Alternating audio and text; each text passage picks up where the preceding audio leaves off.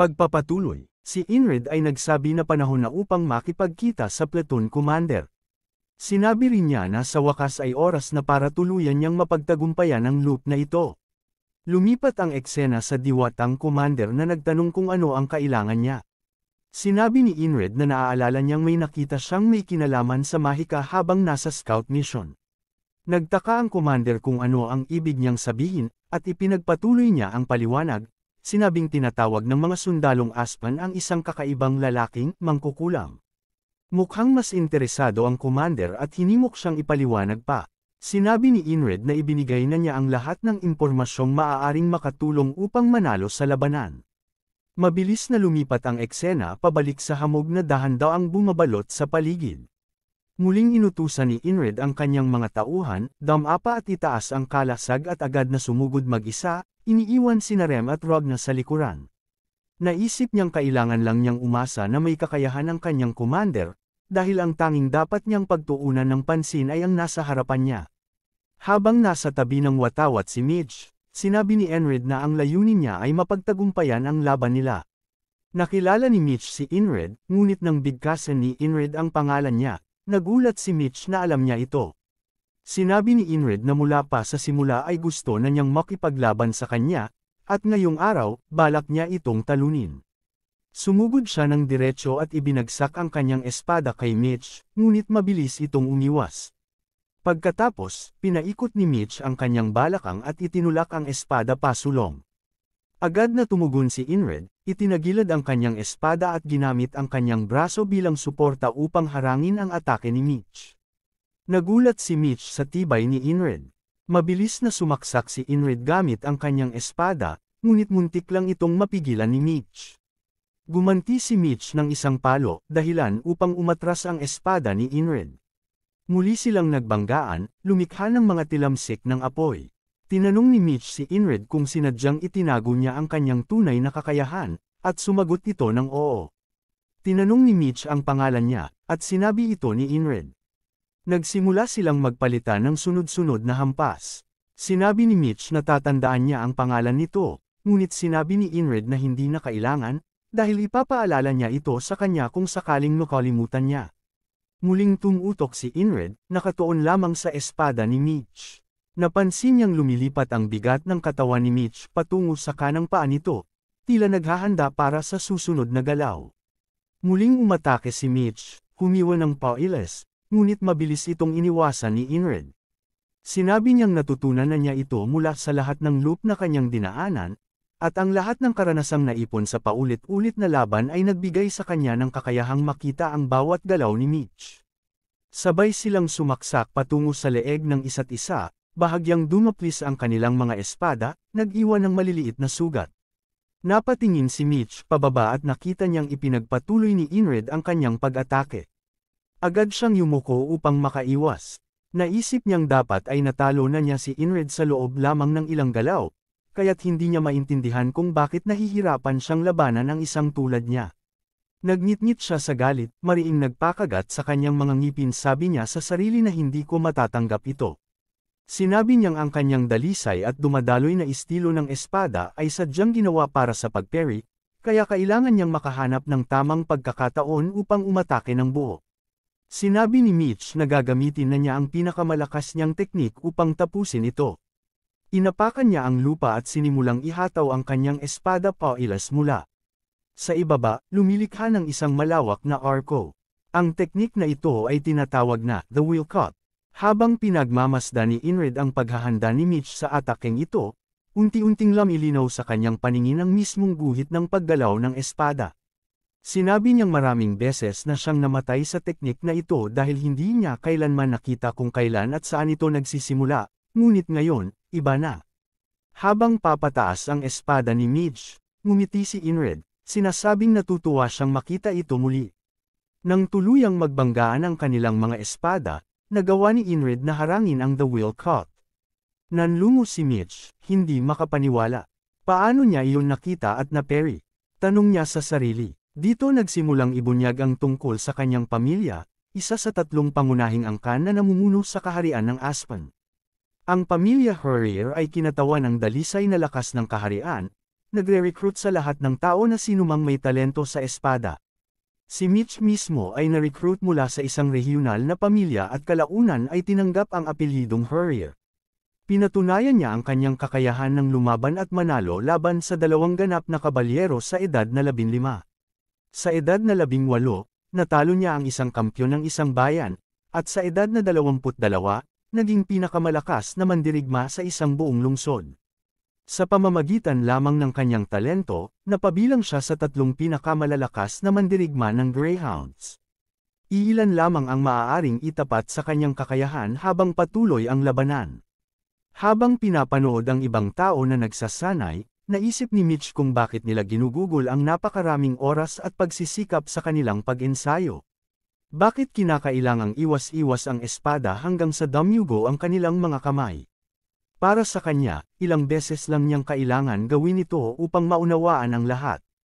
Nasiyahan siya sa kasalukuyang antas ng kanyang kakayahan at nagkaroon ng labis na kumpiyansa sa sarili, isang pagkakamali na nagdulot ng kanyang pagiging kampante. Samantala, sinamantala ni Inred ang pagkawala ng balanse ni Mitch. Mabilis siyang sumaksak, tuluyang bumaon ang kanyang espada sa balikat ni Mitch, ganap na dinodomina ang laban.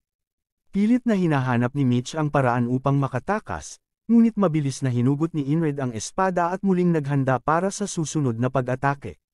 Biglang napayuko si Mitch at nagsimulang magsuka ng dugo. Dahan-daang lumapit si Inred, at sa sandaling iyon, napagtanto ni Mitch na lubos niyang minamaliit ang kalaban. Inakala niyang siguradong tatamaan niya si Inred sa kanyang huling atake, ngunit nagkamali siya. Sinabi niya na hindi kasing lakas o kasing husay ni Inred ang kanyang sarili, at sumang-ayon si Inred, ngunit sa huli, siya pa rin ang nanalo. Napakagat si Mitch sa kanyang mga ngipin, napagtatanto ang kanyang pagkatalo. Itinaas ni Inred ang kanyang espada, handa nang tapusin ang lahat, at sinabi niyang naging masaya ang laban nilang dalawa. Sa huling sandali, naisip ni Mitch, kung mas nagsikap lang ako, kung hindi ako naging mayabang at umasa lamang sa aking talento. Biglang may narinig siyang sumisigaw, protektahan si Mitch. Habang pabagsak ang espada ni Inred upang tapusin ang laban, isang tao ang hamarang at hinarang ang atake. Nang tumingin siya, nakita niyang walang iba kundi ang Grey Dog ang sumagip kay Mitch. Agad na umatras si Inred upang maghanda muli. Mabilis na lumapit ang mga tauhan ni Mitch upang gamutin ang kanyang sugat at tinanong kung ayos lang siya. Sinabi ni Grey Dog sa kanila na dalhin siya sa ligtas na lugar. Tumingin ito kay Inred at sinabing hindi niya inaasahan na isang tao lamang ang makakalikha ng pinsalang ito. Itinaas niya ang kanyang espada at sinabi kay Inred na hindi niya hahayaang magkaroon ito ng payapang kamatayan. Napagtanto ni Inred na napapalibutan siya ng mga kalaban, mayroon sa harapan at likuran niya, nakahanda na ang kanilang mga pana. Sinabi niya sa sarili na ang tanging naiisip niyang plano ay sirain ang watawat at tiyakin ang kanyang pagtakas dito, ito ang pader na kailangan niyang lampasan upang makawala sa loop na ito. Nag-focus ang kanyang mga mata, at sa parehong sandali, sumigaw si Grey Dog, patamaan siya. Sunod-sunod na pinalipad ng mga tauhan nito ang kanilang mga palaso patungo kay Inred. Ngunit sa halip na iwasan ang mga ito, sumugod siya ng diretsyo, sinasabing hindi niya kayang maiwasan ang lahat, kaya tatanggapin niya ang mga atake ng harapan habang nagpapatuloy sa kanyang plano. Habang sumusulong, itinaas ni Grey Dog ang kanyang espada sa ere at sinabing, walang paraan na ganito siya kapurol. Mabilis niyang ibinaba ang espada patungo kay Inred, ngunit nagawa itong harangin. Doon napansin ni Inred na may lamat na ang kanyang espada mula sa bigat ng atake. Napagtanto niyang ang estilo ng kalaban ay heavy sword, napakabigat at malakas. Para manalo sa laban na ito, kailangan ko pang mamatay ng maraming beses, naisip niya. Ngunit ang mahalaga ngayon ay ang kasalukuyang laban, kailangan niyang sirain ang watawat. Mabilis siyang naghagis ng patalim patungo sa watawat, iniisip na kahit bahagyang masira ito, titigil sa paggana ang spell medium. Ngunit masyadong malakas ang hangin at patuloy nitong iginagalaw ang watawat. Bastardo ka! Sigaw ni Grey Dog at sinubukang tamaan si Inred sa ulo. Mabilis na yumuko si Inred, sabay hagis ng isa pang kutsilyo. Ngayon, inasinta niya ang ugnayan sa pagitan ng watawat at poste. Eksakto ang kanyang tama, nabali ang itaas na bahagi ng watawat at tuluyang natanggal mula sa poste. Biglang lumapot palalo ang hamog sa paligid. Samantala, malayo sa labanan, sinabi ng ferry commander na inabisuhan na niya ang kanilang punong commander tungkol sa spell at humiling ng mga rekurso upang labanan ito, ngunit walang ginawang aksyon ang kaharian. Bilanggo ng kabulukan ng kaharian na ito. Galit niyang sabi, pinadala nila ang isang inutil para pamunuan ng frontline, at kung ganito ang mangyayari, tiyak na malilipol sila. Bigla siyang napalingon. Unti-unting naglalaho ang hamog, naguluhan ang mga sundalo at nagtanong kung ano ang nangyari sa watawat. Habang distracted sila, biglang sinaksak ng ferry commander ang isa sa kanila sa likod. Ngayon na wala na ang hamog, lubos silang nagulat, ito na ang pagkakataon upang baguhin ang takbo ng labanan. Sumigaw siya ng, "Men, counter-attack! Patayin silang lahat!" Lusog. Sa wakas, nagkaroon ng kumpiyansa ang kanilang hukbo, at agad silang sumugod. Sinabi niyang mas favorable na ang laban ngayong wala na ang fog, ngunit naisip niya, sino ang sumire sa spell? Naisip niyang baka ang squad leader na iyon. Muli nating nakita si Inred, may ilang palasong nakabaon sa kanyang katawan. Nagkamali ako, bulong niya sa sarili. Matapos niyang sirain ang watawat, inakala niyang makakatakas siya patungo sa friendly lines at makakasalubong sina Ragna Orem, ngunit puro kaaway lang ang kanyang nakita. Nasaan na sila? Naisip niyang may pag-aalinlangan. Samantala, bumalik ang eksena kay Rem, mahigpit niyang hawak ang isang sundalong kalaban habang pasigaw na inuutusan ang kanyang mga kalaban. Hawak pa rin ni Rem ang isang sundalong kaaway at sinabing ilabas nila ang spellcaster, kung hindi, papatayin niya silang lahat. Samantala, si Ragna ay tuluyang nalito. Bumalik siya sa kampo ng kanilang hukbo, ngunit lahat ng nakapaligid sa kanya ay nakatingin sa kanya na parang wala siyang alam sa nangyayari. Huminto siya sandali habang pinoproseso ng kanyang isipan ang sitwasyon. Nang maunawaan niya ito ng bahagya, napagtanto niyang hindi sila mga kalaban. Tinanong siya ng mga sundalo kung anong problema niya at kung nais ba niyang mabitay dahil sa kanyang kakaibang kilos. Balik kay Inred. Habang sugatan at nanghihina, tinawag siya ng mga sundalong kaaway na isang daga at tinanong kung bakit pilit pa rin siyang nabubuhay sa ganitong kalagayan. Lumapit ang isa sa kanila, itinaas ang kanyang espada sa ere, at sinabing na sumuko ka na lang. Ngunit bago pa maibaba ang espada, isang puma ang biglang umatake mula sa gilid at kinagat ang lalaki. Agad na nakilala ni Inred ang hayop, ito ang parehong pam ang nakatagpo niya noon sa matataas na damuhan. Nagtagpo ang kanilang mga mata, na tila nauunawaan ang isa't isa. Naguluhan ang mga sundalong kaaway. Bakit siya tinutulungan ng isang mabangis na hayop? Mabilis nilang itinaas ang kanilang mga pana, ngunit hindi sila binigyan ng pagkakataon ng puma. Mabilis itong lumundag sa kanila, tina-target ang kanilang mga sandata, pinagpupunit nito ang mga tali ng kanilang mga pana. Pagkatapos nito, dahan-dahan itong lumapit sa harapan ni Inred, ipinapakitang handa siyang ipagtanggol ito. Sinabihan siya ni Inred na umalis na, dahil ang lalaking nasa harapan nila ay hindi basta-bastang kalaban. Sa puntong iyon, galit na galit si Grey Dog. Biglang may isang pamilyar na boses na narinig si Inred. Isang kamay ang dumampi sa kanyang likuran. "Tumabi ka na, ang tanga mo kahit kailan," sabi ng lalaki. Laking gulat ni Inred, si Vengeance, ang platoon commander. Naglakad itong diretso, puno ng kumpiyansa, at sinabing siya na ang bahala at ililigtas ito. Nalito si Inred, ngunit walang pag-aalinlangan si Vengeance, sumugod ito ng diretso kay Grey Dog. Ngunit sa isang iglap, nagawa ni Grey Dog na i-parry ang kanyang atake at tinamaan ng malakas, dahilan upang tumilapon siya pabalik. Habang tumilapon, napasabi na lang si Vengeance, "Hindi ko inasahang ganito pala siya kalakas." Si Inred ay nagulat, sinabi niya kay Vengeance na akala ko ba ililigtas mo ako. Pagkatapos bumangon si Vengeance. Kaya sa halip, iniutos niya sa kanyang mga tauhan, barilin niyo na lang siya. Agad na pinaulanan ng mga tauhan niya ng palaso si Grey Dog, ngunit hindi ito natinag. Mabilis nitong winasiwas ang espada, tinataboy ang mga palasong paparating. Nagulat silang lahat sa nakita at napasabing anong klaseng halimaw yan. Habang abala si Grey Dog sa pagtatuboy ng mga atake, biglang lumundag ang puma para sa isang surprise attack. Ngunit nakabawi agad si Grey Dog, bago pa siya maabot ng puma, hinampas niya ito sa tagiliran gamit ang hawakan ng kanyang espada, dahilan upang bumagsak ito sa lupa. Habang patuloy ang labanan, muling nag-focus si Inred sa espada ni Grey Dog. Nakikita ko na, bulong niya sa sarili. Sinundan niya ang linya ng paggalaw nito at dahan-daang tinaas ang kanyang maiikling espada sa harapan niya, handang sumalubong sa susunod na pag-atake. Napagtanto ni Inred na hindi niya kayang harangin ng direkta ang espada ni Grey Dog gamit lamang ang kanyang lakas. Ibig sabihin, kailangan niyang gamitin ang lakas mismo ng kalaban dito. Dahil dito, ginamit niya ang istilong natutunan niya kay Mitch, sa halip na harangin ng buo, hinayaan niyang damaloy ng pababa ang puwersa ng atake laban sa sariling espada ni Grey Dog.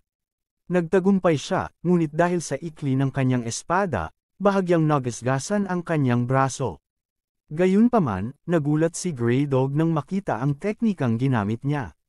Ikaw, saan mo natutunan yan? Kay Mitch ang teknik na yan. Galit na tanong ni Grey Dog. Itinaas ni Inred ang kanyang espada at sinagot siya, mukhang kahit laban sa'yo, epektibo ito.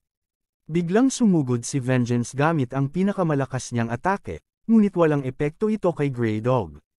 Mabilis na lumingon si Grey Dog at napansin ang paparating na mga reinforcement ng kalaban. Matalim siyang napamura at tumalikod, sabay sabi kay Inred. Hindi kita malilimutan. Sumagot si Inred nang walang pakialam, gawin mo ang gusto mo. Sa puntong iyon, inutusan ni Grey Dog ang kanyang mga tauhan, umatras na tayo. Samantala, agad na lumapit si Vengeance kay Inred. Wala akong mga benda, kaya kailangan nating umatras para gamutin ang mga sugat mo. Sigaw niya, ngunit sa halip na ito ng pansin sa sarili, sinabi ni Inred, dapat dalhin natin ang puma. Nagulat si Vengeance at tinawag siyang baliw. Unahin mo muna ang sarili mo. Sigaw niya, pero hindi siya pinakinggan ni Inred, binuhat niya ang sugatang puma. Napailing si Vengeance at wala nang nagawa kundi buhatin na rin si Inred, sabay sigaw sa kanyang mga tauhan, umatras na tayo. Habang bumabagsak sa kawalan ng malay si Inred, naramdaman niyang unti-unting bumibigat ang kanyang pakiramdam. Pinilit siyang gisingin ni Vengeance sa pamamagitan ng pagsigaw, ngunit masyado ng maraming dugo ang nawala sa kanya. Dahan-daang pumikit ang kanyang mga mata at patuloy siyang ginigising ni Vengeance. Buksan mo ang mga mata mo, sabi niya. Sa gitna ng kawalan, isang pamilyar na boses ang narinig niya, ang bangkerong tagapaghatid ng mga sumakabilang buhay. Nakamit mo ba ang gusto mo? Tanong nito, ang kulit mo talaga bastard. Ano ba talaga ang nagtutulak sa'yo? Habang patuloy na nakikipaglaban ang mga tauhan ni Vengeance para maibalik siya sa kampo. Lumipat ang eksena sa loob ng isang tolda. Narinig ni Inred ang mahihinang pag-uusap ng kanyang mga kasamahan. Sana magising siya ng maayos. Nang magkamalay siya, may kakaibang pakiramdam siyang naramdaman sa kanyang kamay. Pagdilat niya, nakita niyang nakayakap sa kanya ang puma. Lumapit si Rem at tinanong siya, gising ka na ba? Akala ko talaga patay ka na. Lumingon si Inred at nakita niyang nakatingin sa kanya ang buong squad. Anong nangyayari? Tanong niya. Nilapitan siya ni Jackson at tinanong kung maayos lang ang pakiramdam niya. Nauuhaw ako, sagot ni Inred. Agad na inabot ni Jackson ang isang inumin at sinabing, marami kang nawalang dugo. Uminom ka muna. Nang magising si Inred, sinabi ni Chris na ayon sa mga mediko, walang magiging epekto sa kanya ang mga sugat at tila pabor sa kanya ang Goddess of Luck. Sinabi ni Inred na tiyak na nawalan siya ng malay habang tumatakas sila. Tinanggap ni Jackson na ngayon na nagising na siya, kailangan na niyang umalis. Si Ragna naman ay nagpasya ng matulog, samantalang si Inred ay nagpapasalamat na nakaligtas siya sa isang araw na naman. Habang si Rem ay malalim ang iniisip, tinanong ni Inred siya, bakit ka nakatitig sa akin? Tanong ni Inred kung gusto ba niyang alagaan ng puma, ngunit sinagot ni Rem na wala siyang interes sa mga hayop at tinanong siya kung paano niya nalaman na isang spell iyon. Napaisip si Inred sa tanong ni Rem. Sabi ni Inred na hindi siya maniniwala kung sasabihin niya ang tungkol sa paulit-ulit na mga araw, dapat ba siyang magsinungaling kay Rem? Pero sinabi ni Inred na hindi na kailangan magtago ng lihim dahil palaging tapat si Rem sa kanya at nararapat lang na siya'y magtapat din. Nagsabi na siya'y may kaibigan dati na isang settler at nabanggit niya ang tungkol dito kay Inred. Habang iniisip ni Inred na perfect na kasinungalingan ito, ipinagtapat niya kay Rem na narinig niya ang mga bagay na iyon mula kay Rem, na isang settler din. Si Rem ay hindi na nagtanong pa at sinabing okay lang kung ayaw ipahayag ni Inrid ang lahat ng katotohanan, pero sana'y wag magtakaw ng interes sa spell. Tinanong naman ni Inrid si Rem kung ano ang ginawa niya habang nangyayari ang labanan. Sumagot si Rem na pinuntahan niya ang nagtayo ng bandila, ngunit dahil hindi niya gusto ang mukha nito, pinugot niya na lamang ang ulo. Nagtataka si Inrid tungkol sa nangyari sa spellcaster at bakit hindi niya nakita ito, si Rem pala ang pumatay dito. Habang nag-aalok si Chris ng pagkain sa puma kapalit ng paghawak sa mga paa nito, ang puma ay nag-roar at nagalit kay Chris, agad naman nagtago si Chris dahil sa takot. Sinabi ni Inrid kay Chris na maghingat siya dahil baka punitin siya at guti-gutiin ng alaga niya. Sumagot si Chris, sabi niya, pero mapupunit at maguguti naman ang puso ko kung isusuko ko lang ang 10,000 krona. Nagtaka si Inrid sa sinabi nito at tinanong siya sa ibig sabihin nitong 10,000 krona. Sumagot si Chris ng oo, narinig ko mula kay Henry, siya yung nakasama mo sa scout mission. Ipinaliwanag ni Chris na may blue eyes ang puma at tinatawag ito na Lake Panther. Ayon sa kanya, mayroong kalakasan mula sa lupa ang mga puma na ito, at bawat kuko nila ay may halaga na 10,000 krona, at mabilis na humahaba ang mga bagong kuko nila, isang malaking halaga na pera. Si Inrid ay napaisip at sinabi na kung isang bronze coin ay nagkakahalaga ng 1 krona, ibig sabihin ng 10,000 krona ay katumbas ng isang gold coin na mas mataas pa kaysa sa sahod niya. Pagkatapos niyang mawalan ng malay, naging madali na ang pagtamo ng tagumpay ng kanilang hukbo dahil nawala ang bandila. Ngunit, hindi pa rin tapos ang laban dahil hindi pa rin nila natiyak ang panghuling kinalabasan. Simula noon, hindi na sila nagpatuloy sa pagmarcha o anumang misyon. Si Inrid ay nag-iisip kung magtatagumpay siya sa parry na ginawa niya noong nakaraan kung susubukan niyang muli, ngunit hindi siya sigurado. Sinabi ni Jackson na hindi siya gagaling kung patuloy siyang gagalaw, at sinabi ni Inrid na hindi siya mag-o-overdo, sapat na ito para sa ngayon. Si Ragna naman ay sinabi na ang pinakakaya lang niyang gawin ay mag-stretch at matulog pa. Tinanong ni Rem kung sinusubukan ba ni Ragna na ipasa ang catamaran sa squad leader at sinabi niyang huwag paarang-arang sa daraanan. Naglakad si Ragna para kunin ang kanyang espada, at tinanong ni Rem kung gusto ba niyang makipaglaban. Sinabi ni Inrid na mayroon siyang tanong tungkol sa espada, na ginamit niya ang isang teknik na hindi pa niya na-practice. Tanong niya kung normal ba iyon. Sinabi ni Rem na wala itong espesyal at gamit ang Heart of the Beast, kaya niyang makita kung ano ang ginagawa ng kalaban, kung paano nila igalaw ang kanilang espada at gamitin ang kanilang lakas. Sinabi ni Ragna na magiging mas madali ito dahil natutunan na ni Inrid ang mga basic, at magtatagumpay siya kung mag-concentrate siya sa isang punto, kaya tiyak na nakita niya ang lahat ng iyon.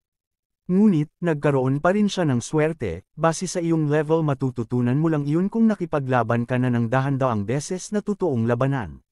Tinanggap ni Inrid ang sagot at sinabi na ang nakaraang araw ay hindi lang isang araw para sa kanya, kundi daang-daang araw ng pagsusumikap. Pinalakas siya sa pamamagitan ng pagtatrabaho at hindi sa pamamagitan lamang ng pag-memorize ng mga pattern. Kahit gaano pa man kababa ang kanyang talento, patuloy siyang lalago. Tinawag ni Inrid si Rem at Ragna na halatang galit ang dalawa dahil magbibigay na naman ng utos ang squad leader sa kanila. Sinabi ni Inrid na nais niyang makipag-duel sa kanila. Sinabi ni Rem na tinatawag siya ng mga tao na madman, ngunit siya mismo ay tila mas baliw, at sinabi ni Ragna na bihira siyang sumang-ayon sa brutal na taong ito, ngunit tinanong kung anong layunin ni Inrid na mag-duel sa ganitong kondisyon.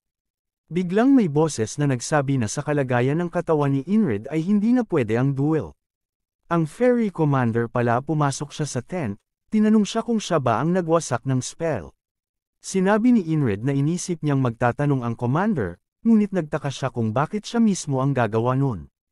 Sinabi ni Inrid na siya nga ang gumawa noon, at nakita niya ito habang nagpapatrol. May alam siya tungkol dito dati pa. Sinabi ni commander na mayroong 5 decoys at tinanong niya kung paano niya natukoy ang tunay na nag-iisa ang bandila. Sagot ni Inrid na hula lang ito. Medyo nagduda si commander, ngunit lumabas na rin siya at sabay sabing ganun ba. Tinuloy ni Inrid na tinanong kung iyon lang ba ang dahilan kung bakit siya nagpunta doon. Sinabi ng ferry commander kay Inrid na dumating siya upang makita ang kanyang mukha at sa tingin niya na ang tadhana ang nagtagpo sa kanilang dalawa.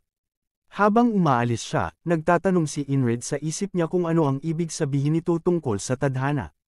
Nag-umpisang tumawa si Rem, tinatanong kung may sekreto ba at may nangyayari sa kanilang dalawa, sabihin mo at makikinig ako, at sinabi ni Ragna na ngayon lang niya naisip na magaling si Inrid sa mga babae. Sinabi ni Inrid na, manahimik ka, hindi ganun yun, at sumabat si Chris na alam niyang tamang-tama si Inrid para magsimula ng host bar kasama siya at gagawin niyang pabor ito sa squad leader ang mga terms para dito. Agad naman siyang pinatahimik ni Inrid. Nagtataka si Inrid kung bakit ganoon ang kilos ng diwata, dagdag pa niya ang diwata ang boss kaya hindi siya comfortably. Pagkatapos, sinabi ni Chris kay Inrid na may magandang balita siya.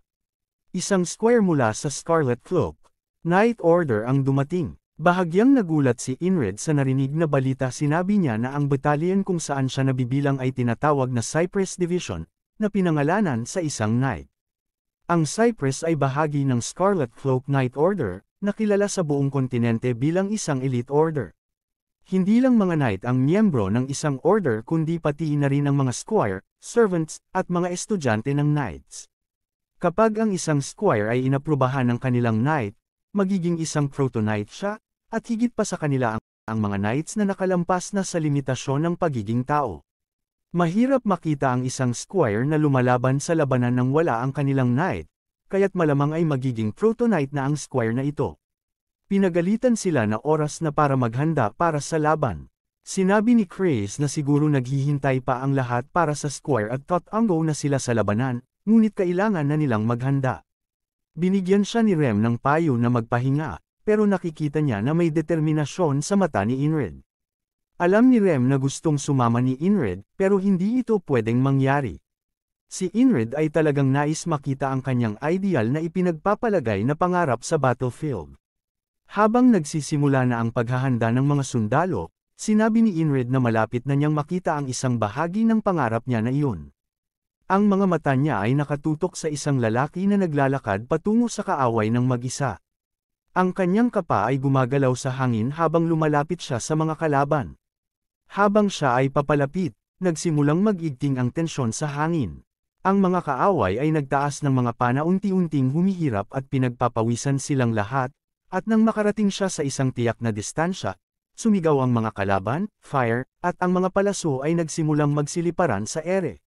Naroon ang lalaki at tinitigan sila, unti-unting natatakpan ang kalangitan ng alon ng mga palaso. Ang mga palaso ay nagsimulang bumagsak na parang ulan diretso patungo sa lalaki. Sa wakas, huminto siya sa paglakad at lumuhod sa lupa habang hawak ang kanyang espada. Ang kanyang mga binti ay nagsimulang magbigay ng kakaibang aura at sinabi ni Ragna na ginamit niya ang determinasyon sa kanyang mga binti. Habang nakikita nating dumadaloy ang hangin pataas mula sa kanya, mabilis siyang tumalan mula sa lupa dahil sa matinding puwersa at patungo sa mga kalaban, naiwasan ang mga palaso bumabagsak na parang ulan, nagmamadaling pumasok sa linya ng kaaway. Wala nang nasabi si Inrid habang huminto ang lalaki. Sa isang mabilis na hinga nakarating siya sa harapan ng mga kalaban, hinugot niya ang kanyang espada at pinatay ang mga ito. Ipinadala ang kalahating katawan nila na lumilipad sa hangin sa isang pagkakasagasa lamang. Ngayon ay na-realize ni Inrid kung gaano kalaki ang agwat nila at namamangha ito sa nasasaksihan. Patuloy na nagsisiliparan ang mga sundalong Aspen dahil sa pag-atake ng squire, habang si Inrid ay gulat parent sa nakikita. Ang mga sundalong kaaway ay nagsimulang magtaka kung sila ba ay nananaginip. Muling lumuhod ang lalaki na tila naghahanda na naman ng malakas na atake, isang aura ang bumabalot sa katawan niya at mabilis na tumakbo, patuloy sa pagwas-iwas ng napakabilis sa kanyang kanan at ipinadala ang buong grupo nila na lumilipad at daguhan, pagkatapos ay agad na tumakbo muli at sumwing sa kanyang kaliwa, sinagasaan ang mga kalaban sa front line at nagsisiliparan. Sa pananaw ng kaaway, sila ay pinapadapos sa hangin habang ang isang lalaki ay ginugulo ang kanilang hukbo na parang isang natural na kalamidad. Sumigaw ang komandante na sabihing pigilan siya, tinawag silang mga tanga, ngunit naunahan siya ng lalaki at mabilis na tumalon upang putulin ang ulo ng komandante. Pagkatapos ay lumalanding siya sa ibabaw ng kabayo at nakahapak sa ulo mismo ng kabayo, isang napakagandang tanawin ang makikita, ang mga mata ni Inrid ay punong-puno ng paghanga. Sinabi ni Rem na hindi na masama at hindi siya tatawaging war specialist ng walang dahilan. Nagsimulang mag-isip si Ragna kung magiging ganyan din ba siya, ngunit sinabi ni Jackson na may 5 pagkakataon na sana nila siyang mapigilan at ang komandante ng kaaway ay tanga. Nagdasal si Odin para sa mga namatay at sinabi ni Chris na matatapos ito nang hindi nila kailangang gumawa ng kahit ano. Naisip ni Inrid kung anong klase ng teknik ng espada ang ginagamit ng Squires, tinanong kung marahil ay ang Righteous Sword ngunit agad na itinigil ang sarili. Sinabing may mga elemento ito ng heavy at swift sword. Ipinaliwanag niya kung paano ang Righteous Sword ay isang masalimuot. Ang teknik na nag-aakit sa kalaban sa iyong mga galaw, ang heavy sword ay gumagamit ng lakas upang putulin ang lahat ng bagay at daman-inahin ang kalaban. Ang confounding sword ay nililinlang ang kalaban sa pamamagitan ng mga ambush. Marahil dito kinuha ang teknik ng Valan Mercenary, at ang swift sword ay isang mabilisan sa paggamit ng espada, nagpapahina sa kalaban gamit ang bilis. Ang flowing sword ay isang banayad na teknik na humaharang sa mga atake ng kalaban at gumaganti. Sinabi ni Inrid na kahit na ang heavy at swift swords ay nasa magkaibang dulo ng spectrum, nakikita niya ang mga ito sa lalaki. Pagkatapos ay na-realize niya ang isang bagay at sinabi na maaaring magkakaibang karakter ang mga ito, ngunit lahat ng mga teknik na ito ay nagsimula sa iisang pinagmulan. At kung nauunawaan ng isa ang pagkakapareho ng 5 ito at dinadala ang espada na parang isang buhay na bagay, marahil iyon ang sekreto ng tagumpay. Nagsimula siyang magkaroon ng konting kaliwanagan habang unti-unting pamipikit ang kanyang mga mata. Ang pangunahing hukbo ay nagsimulang mag-charge patungo sa kalaban at parehong sina Rem at Ragna ay tumingin kay Inrid at napansin nila na may kakaiba. Ngumiti si Rem at sinabi na ang squad leader ay malapit ng malampasan ang isang bagay kaya't hindi nila dapat pahintulutan ang sinuman na istorbohin siya. Lahat sila ay nagsimulang magbuo ng isang pader sa paligid niya habang si Inrid ay nawawala sa kanyang isipan. Wala siyang sinabi at napansin na walang nagbabago kahit na siya ay may pag-unawa, dahil ang pag-unawa ay walang halaga. Nagsimula siyang tumingin pataas habang siya ay nasa isang limbo na estado at nakita niya lamang ang pader na kailangan niyang malampasan. Sinabi niya na umiiral ito upang ipakita sa kanya kung gaano pa kalayo ang kailangan niyang akyatan. Habang sumasalakay ang mga kasamahang sundalo at dumadaan ang mga pangunahing puwersa sa tabi niya, siya ay patuloy na nag-iisip at tinatangka na tunay na maunawaan ang iniisip niyang iyon. Inakyat niya ang pader, sinasabing, titiyakin niyang makikita niya ang pinakatuktok. Nagsimula ng maglaban ang mga hukbo at si Inrid ay nagsimulang makita ang isang liwanag sa tuktok ng pader. Ang mga tropa ay nagsimula ng itulak ang kalaban pabalik habang siya ay patuloy na umaakyat. Ang mga tropang allied ay nagtaas ng kanilang mga kamay sa hangin at nagsimula ng magsaya para sa tagumpay. Binuksan ni Inrid ang kanyang mga mata at sinabi na ang digmaan ay malapit nang matapos at ang mga susunod na taglamig at tagsibol ay magiging abala.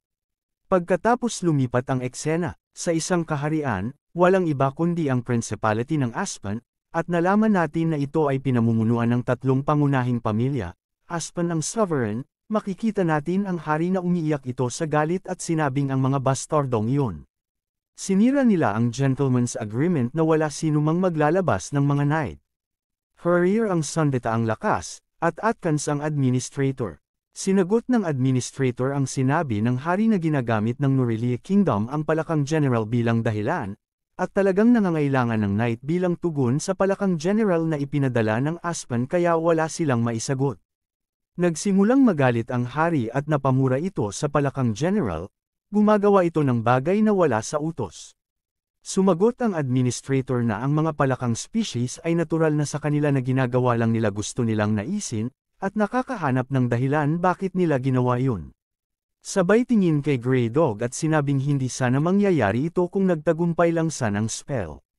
Muling nagalit ang hari at sinasabing magbabayad ang mga Greyhounds para dito, ngunit sinabi ni Grey Dog na hindi maari. Ang katapusan ay para sa mga kaaway. Balik sa hukbo ng Norelia Kingdom na dahan daw ang nagmamarcha, sinabi ni Inrid. Pagkatapos ng matagal na digmaan, nagdiretso rin ang mga puwersa ng Aspen pabalik kaya't wala silang magawa kundi bumalik na rin. Nagpunta sila sa Border Guard, ang malalayong fortress city ng kaharian, at dahil malapit ito sa Aspen, ang lungsod ay matindi ang militarisasyon, kung saan isa sa bawat 5 tao ay isang sundalo. Nang makarating sila sa lugar nagsimulang sumigaw ang komandante ng lungsod, Tinatawag ang lahat ng paparangalan at pinuri ang mga bayani ng kanilang kaharian, partikular ang mga Norelia heroes na nagdala sa kanila sa tagumpay sa digmaan. Tinawag niya ika-4 na company sunod ika-4 na pluton at panghuli ang ika-4 na squad leader si Inrid at sinabi na dahil sa pagwasak sa spell ng Aspen, plano niyang gantimpalaan siya. Pinanood ng lahat si Inrid na umakyat sa entablado, tinatanong kung paano ang isang inutil na squad leader tulad niya ay nakabasag ng spell, sinasabing napakahina niya at malamang ay kumukuha lang ng kredito sa ginawa ng kanyang squad. Habang patuloy silang nagsasalita ng masama kay Inrid, si Mac ay biglang lumapit sa likod nila at sinabi sa kanila na tumahimik. Katabi si Andrew na nagsabi na hindi si Inrid ang isang tao na dapat nilang minamaliit. Lahat ng mga naging bahagi ng kanyang paglalakbay ay ngumingiti habang pinapanood siyang tanggapin ang gantimpala, sinasabing mas marami siyang kayang gawin kaysa alam nila. Habang tinatanggap ni Inrid ang gantimpala, tinitingnan niya ito at nagtataka kung anong gagawin sa perang iyon. Tinanong ni Chris kung anong gagawin niya sa pera, mag-inom ba at mambabae, o kung gusto niyang humingi ng rekomendasyon, at sumagot si Inrid na oo, nais niyang samahan siya sa isang magandang tindahan, partikular na ang pinakamahusay na blacksmith sa lungsod. Nang makarating sila sa tindahan, nagsimulang magsalita ang si Chris, sinasabing no way na gagamitin niya ang lahat ng perang iyon para bumili ng espada, sinasabing hindi naman masama ang regular na espada at maraming mga espada na nakakalat sa battlefield. Tinanong siya ni Chris bakit niya gustong makuha ang mahal na bagay at para saan ito. Sinabi ni Inrid na upang maging isang knight, kailangan niyang patunayan ang kanyang lakas pati na rin ang kanyang kasanayan. Habang hinuhugot niya ang kanyang espada, sinabi Inrid na kukuha siya ng pagsusulit para sa promotion bilang sundalo dahil tapos na ang kanyang panahon bilang isang mababang foot soldier. Sinabi ni Chris na akala niya ay hindi interesado si Inrid sa promotions, at sumagot si Inrid na hindi siya pwedeng manatili sa ibaba magpakailanman. Sinabi niyang siguro, panahon na para mag-set up ng mga bagay. Pagkatapos, tinalakay nila ang sistema ng kaharian patungkol sa ranggo ng sundalo upang mapataas ang moral. Ang mga mas malakas kaysa sa umiiral na scale ay itinuturing bilang espesyal at tinatrato ayon sa kanilang ranggo upang ma-promote sa isang ranggo. Kailangan mong makipag-duel sa 3 sundalo sa ranggong nais mong maabot at manalo, at kailangan masaksihan ito ng mga sundalo. Isa itong masayang laro na may kasamang pastahan. Nakita natin si Chris na nanlilinlang sa lahat, tinanong kung sino ang nais magpusta kay Inrid. Lumapit ang kalaban at tinanong kung bakit ang isang tao na nasa pinakamababang ranggo ay makikipaglaban agad para sa medium rank, sinasabing hindi nararapat ang gantimpala sa ganitong kalokohan, at tiyak ang squad members niya ang malaking nag-ambag kaya't itatak ito sa ulo niya. Sinabi Inrid siya ang magiging unang makalaban at may kasanayan siya kahit sa mga medium ranks, galing pa sa isang kilalang grupo ng mercenary. Patuloy na inaasar si Inrid ng mga audience at pinagtatawanan. Balik kay Chris, isang tao lang ang nagpusta kay Inrid, at tinanong kung sino ang tanga na nagpusta sa kanya. Sinabi ni Chris na hindi mo malalaman ang resulta hanggat hindi mo pa nakikita. Naghanda na ang maglalaban sinabi ni Inrid na tanging sa pamamagitan ng paulit-ulit na kamatayan siya lumakas hanggang ngayon, ngunit walang kamatayan sa labanan na ito, kaya ito na ang kanyang tanging pagkakataon. Kailangan niyang mag-focus at huwag hayaang magbaba ng guard, kahit na mahina ang kanyang kasanayan, ipapakita niyang hindi malayo sa kanya ang pagsusumikap, at karamihan sa mga lalaking narito, ay hindi siya kailanman nagkaroon ng pagkakataong lumaban sa kanila noon, pero ngayon hindi na ganoon. Habang tinutok ang sarili at makipaglaban na parang ang buhay niya ang nakataya, ang kalaban ay sumigaw at tumakbo, sinasabing narito na siya. Sinabi ni Inrid na kailangan niyang subukang isagawa ang parry na natutunan niya mula sa nakaraang laban, at magagamit niya ito para makahanap ng opening. Isinuwing niya ang kanyang espada, tinamaan ang espada ng kalaban at agad na lumipad ito. Napansin ni Inrid na ang mga daliri ng kalaban ay nagkabali-bali sa mga kakaibang posisyon. Nagsimulang magsigaw ang kalaban na ang kanyang mga daliri, at nakita ito ni Inrid bilang pagkakataong umatake. Si Inrid ay mabilis na tumakbo at pinatamaan siya sa mukha gamit ang hawakan ng espada. Bumagsak ang kalaban sa lupa at nakahandusay, dumudugo ang bibig, at tinanong ni Inrid kung bakit ganoon kaina ang kalaban. Lahat ay nagsimula ng magwala, sinasabing walang paraan na ang talunan na iyon ay nanalo. Tinanong nila si Chris kung siya ba ang nagpusta sa kanya, sinabing tiyak alam niyang malakas siya. Sinabi ni Chris na hindi, dahil kahit siya ay hindi makapaniwala sa lakas ni Ingrid, sinabi niyang hindi lang niya nais na maging walang laman ang pastahan niya. Sinabi sa kanya ng lalaki na kailangan mong maniwala ng kaunti pa sa squad leader mo. Sinabi ni Ingrid na marahil ay binawasan ng kalaban ang kanyang guard, pero kahit na ganoon, iniisip niya kung lahat ba ng duels ay natatapos agad, at hindi siya dapat ganoon kaina kung siya ay medium rank. Isang mas matandang lalaki ang lumapit at sinabing huwag maging mayabang, sinasabing swerte lang ang pagkapanalo niya. Inihanda nito ang kanyang spear at sinabing lalabanan siya ngayon.